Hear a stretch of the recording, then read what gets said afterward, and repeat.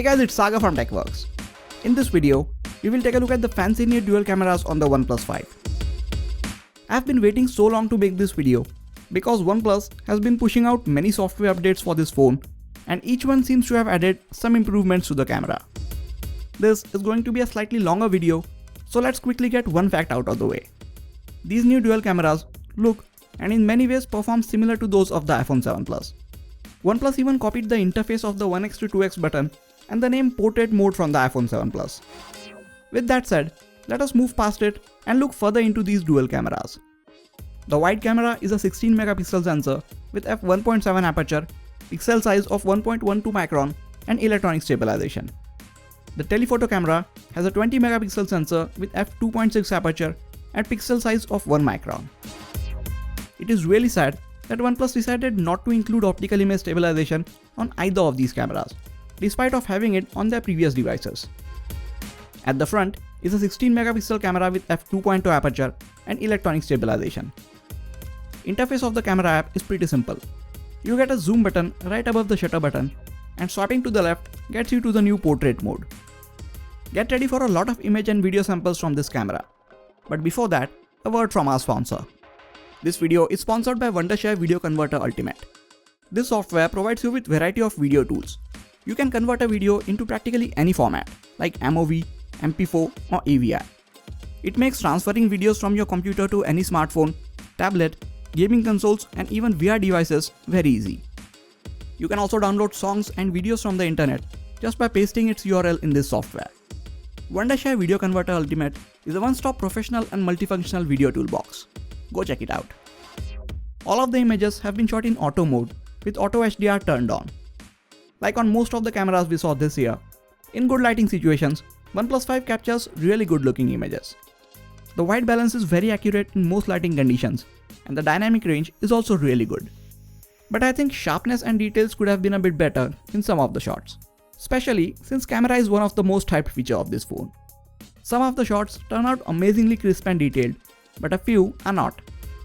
The HDR mode handles high contrast situations very well.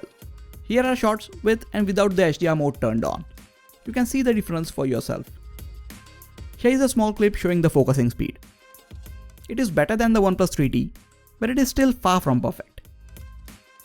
Thanks to the f1.7 aperture on the main wide camera, you can get nice close-up shots with the background all blurred out. Now thanks to the second telephoto lens, you can take images like these without cropping in or any loss in quality. If the light is low, instead of using telephoto lens, OnePlus 5 just uses a cropped image from the wide lens. In bright lighting conditions like these, the phone has no problem using the telephoto lens. It's not actually 2x optical zoom like on the iPhone 7 Plus, but the 1.6x zoom is optical and the remaining 0.4x is digital. OnePlus calls it lossless zoom rather than optical zoom. Another feature that the dual lenses offer is the portrait mode. Just like on the iPhone 7 Plus, it is not perfect and struggles a bit with the subjects that have a lot of edges. It does a better job while shooting people, as you can see in these images. If you are a bit patient and take your time composing the shot, you can take great portrait shots of various objects as well. Now because this is a software feature, it should definitely get better with each software update that OnePlus pushes out. As we move to artificial and lower lighting situations, it is definitely an improvement over the OnePlus 3T. You can still notice noise in the images, because while in auto mode, the camera cranks up the ISO to make the image look brighter.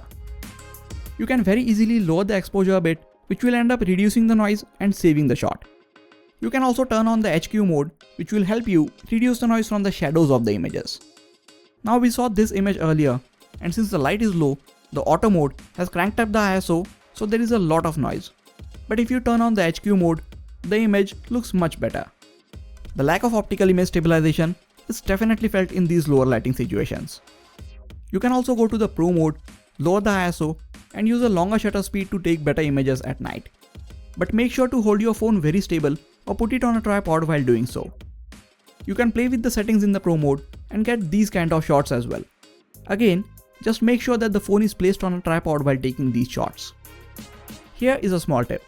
If you are trying to take a close-up or a macro shot in less than adequate light, use the portrait mode. Here are macro images with and without the portrait mode. There is a lot of noise in the background of the normal macro shots. but the portrait mode blurs that part out and you can't see the noise anymore. The 16 megapixel front camera is just as good as it was on the 3T. Highlights are blown out a bit and the details are not really as sharp as you would expect from a 16 megapixel shooter. That being said, images are still better than a lot of the front-facing cameras in the market right now. The video performance is also a step up from the 3T. You can take 4K videos at 30 frames per second and 120 frames per second slow motion videos at 720p resolution. There is no optical image stabilization, but while shooting in 1080p, the electronic stabilization seems to be doing a pretty good job. Thanks to the telephoto lens, you can take stunning close-up videos like these. So in conclusion, the OnePlus 5 packs in a pretty good set of cameras. But in my testing, I did not find it to be as good as OnePlus claims it to be. It can definitely take some good pictures. But since OnePlus is using these cameras as the main marketing factor, and the phone is not really cheap anymore, I expected better results from it. But that is just me nitpicking. A couple of things that I wish OnePlus included in this camera: optical image stabilization on at least one of the cameras, and manual controls while shooting videos in the native camera app. That is it for this video, guys. Very soon, I will be comparing this camera with that of the Galaxy S8, iPhone 7 Plus, and even the Moto G5 Plus. So keep an eye out for those videos. Please hit the like button if you enjoyed this video and subscribe to the channel for more quality tech videos like this. You can also check out some of the other videos on this channel. This has been Sagar, and I'll catch you guys in the next video. Take care.